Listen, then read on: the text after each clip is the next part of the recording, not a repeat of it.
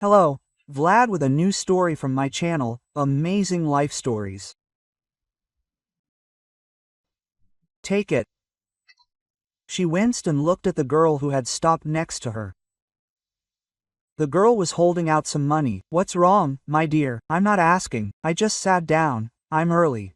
Quote, the girl smiled. Take it anyway, you need it. Quote, thank you, my dear. And tell me, do you need nurses? We're always looking for nurses. Come over in half an hour, the boss will be here. He has a big white car. Thank you, my dear. The girl left, and Nin moved closer to the porch, so as not to miss the boss, to ask if he would hire someone like her as a nurse. They definitely wouldn't hire her anywhere else. She could try being a janitor, but she wouldn't be able to work outside in the winter. She was sick all the time. She really needed a job, and she needed to earn a living somewhere, and not be alone within four walls. A large white car appeared about 20 minutes later, but she didn't rush to it. A man of about 40 got out, all self-importance. Quote, excuse me, please, can I ask you a question? The man turned around with displeasure and gave her a disdainful look. What do you want? I'd like to get a job with you, but I've only been unemployed for 2 months. A spark of interest lit up the man's eyes. Then his lips stretched into a smile. Quote, will you wash my car? I'll hire you as a nurse. He headed toward the hospital. Anina, who wanted to ask where she would get water here, only sighed. She understood that it wasn't the degree of dirtiness of the car that was the issue, but her humiliation. This man simply wanted to push her nose into the place where she was already located. At first she wanted to leave, then she thought it would take a long time to find something else, and decided that she would wash this damned car, and then the boss wouldn't be able to refuse her. She carried water in plastic bottles from the private sector, brought an old dress from home, polished it until it shone, and finished it all just before the main guy showed up. Oh, I see, you did it. Well, come tomorrow with the paperwork.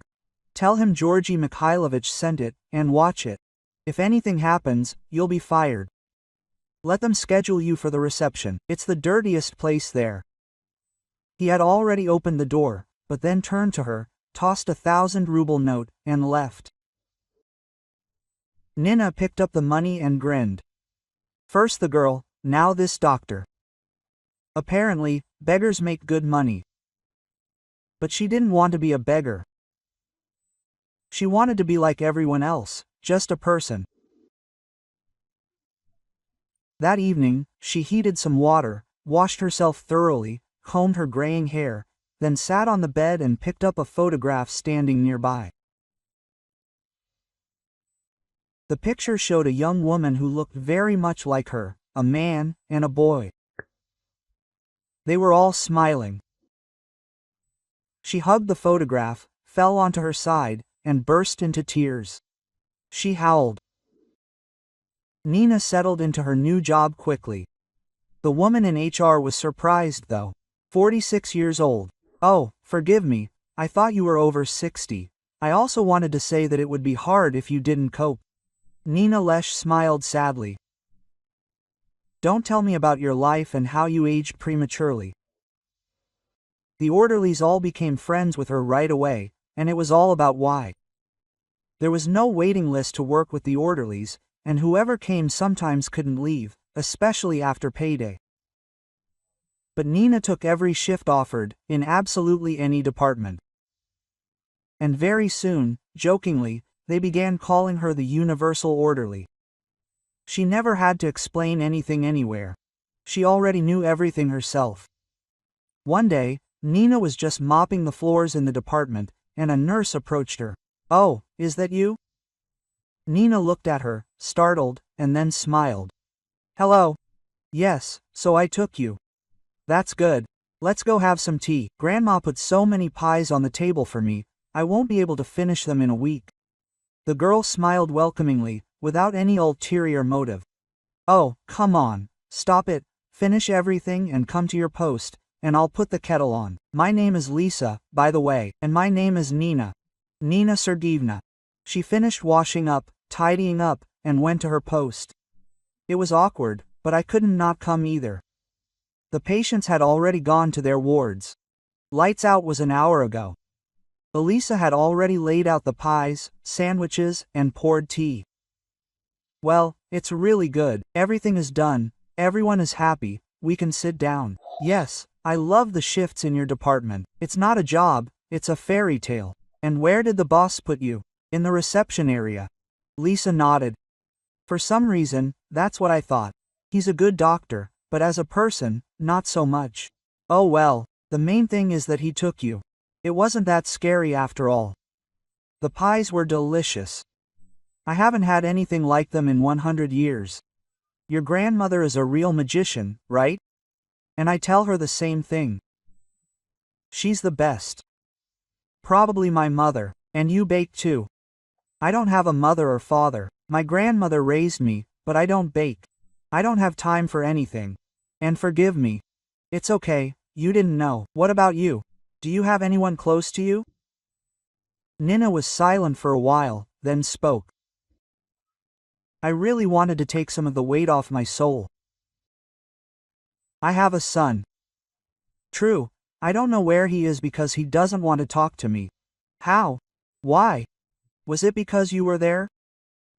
"Oh, Lisa, it's such a long story. Once upon a time, I had a husband, a son, a family, a perfect family, a role model for many others. But in reality, my husband wasn't just a tyrant. I was so afraid of him that it's impossible to explain to anyone. He beat me, strangled me with him, many different things. I won't say what it was now. One day, when he said it was time to teach my son to play the same adult games he did, I realized he wanted to make a monster out of our boy.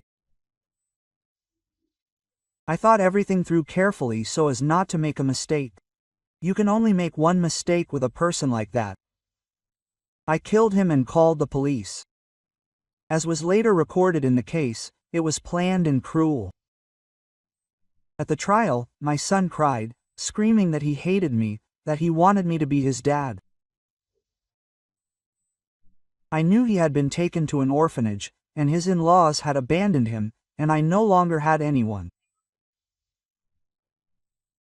He was 14 then, but I'm not sure his hatred grew even stronger there. Now he's 25. Lisa looked at her with huge eyes. How terrible. Do you need to talk to him, explain? No, absolutely not. I asked him to tell him that she died. Why would he need such a mother? Let him live and build his life.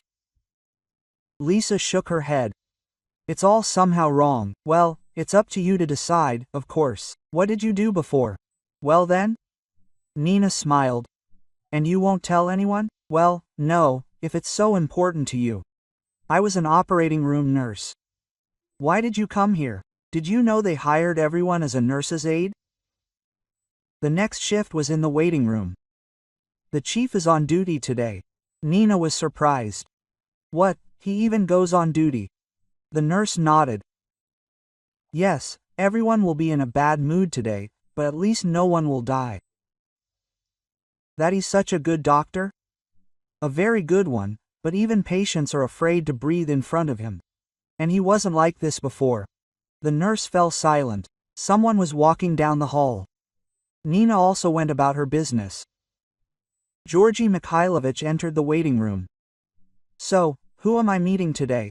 The women greeted each other. Strangely, the chief physician didn't even say anything caustic about Nina. I'll stay here, in the staff room, I won't go to my room. The nurse nodded. Okay, Georgy Mikhailovich. They brought in a woman, then a couple of men, all on their feet. They were admitted quickly, and then an ambulance doctor literally burst into the waiting room. That's it, mind you. I'm not taking him anywhere else. I don't need him to croak in my car. I've been driving him around hospitals for an hour now.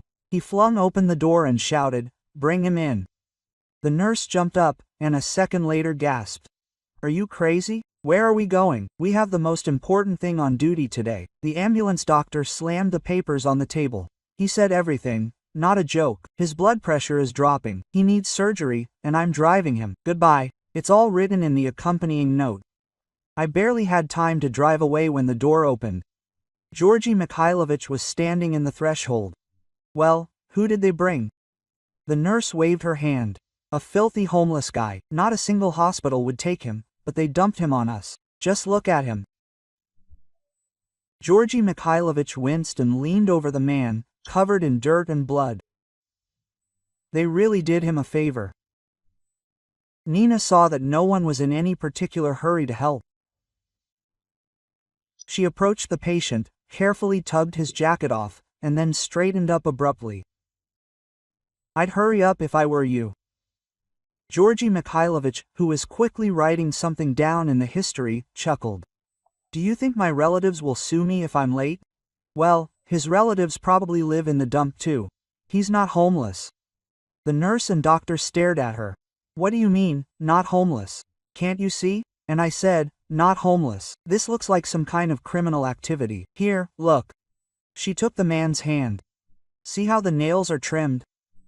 Not just trimmed with scissors, but made perfectly uniform by a professional.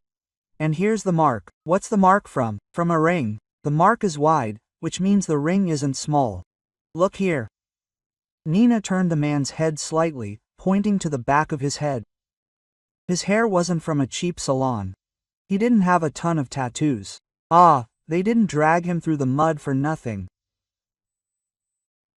Georgy Mikhailovich said, "You know, I'll have to try really hard to get him out after the hole in his skull and such a long ride. But just to see if you're right or not, I'll do it. We're preparing the operating room." He began quickly dictating the medicine. Lena ran around, carrying out the order. "Send someone to help. Galena's sick." I sent her home. Lena's eyes widened in the operating room. "But we don't have anyone who knows everything." Georgy Mikhailovich immediately flared up. "Is this a hospital or what? What kind of nurses don't know the names of the instruments?" Lena took a frightened step back. And Nina suddenly decided to do something she'd never intended to do before. Quote, "Georgy Mikhailovich, forgive me, but maybe you could let me help you?" He stared at her in surprise, and Nina quietly said, "I used to work as a scrub nurse." A moment of silence. "Lena, have her prepared and then run to the operating room." Nina felt the familiar thrill and composure. She immediately seemed to straighten up. Much depended on the scrub nurse. If there was sudden bleeding or an emergency, and the nurse gave her the wrong instrument, it could lead to death. Therefore, her responsibility was no small one. She entered the operating room and took her place. No one, of course, recognized her. Everything was closed, only her eyes were visible. They worked tensely for 4 hours. Nina, who had seen many operations, understood how masterfully the head doctor worked. Yes, it was not for nothing that they said he was a very good doctor. Nina knew everything. In a second, she remembered everything. Georgy Mikhailovich was just about to say something, but she was already giving it to him. I caught his surprised glances several times, but it was all in silence.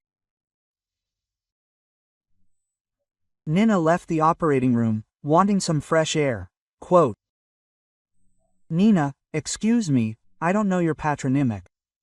She stopped. "Yes, Georgy Mikhailovich, is something wrong?" He stopped too. "Yes, everything is wrong. I keep yelling at the nurses assisting me because they don't move, they don't know anything. Today is such a big operation, and I haven't even had to give any instructions.